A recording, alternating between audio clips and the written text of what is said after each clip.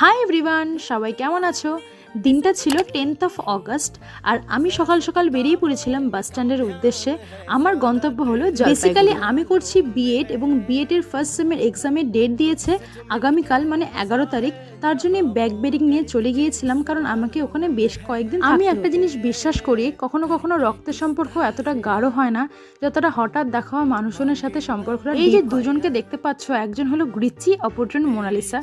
আমাদের প্রথম দেখা এই বাস স্ট্যান্ডে এবং 3-4 দিন থাকার পর আমাদের মধ্যে এত মিষ্টি সম্পর্ক তৈরি হয়েছে, যার জন্য আমি ভীষণ গ্রেট। অচেনা শহর, অচেনা মানুষজন, এর মধ্যে আমরা তিনজনই ছিলাম একে অপরের সাথী।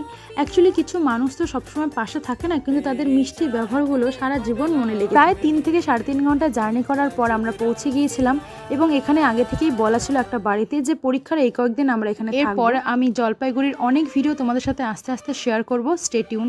ওকে, বাই।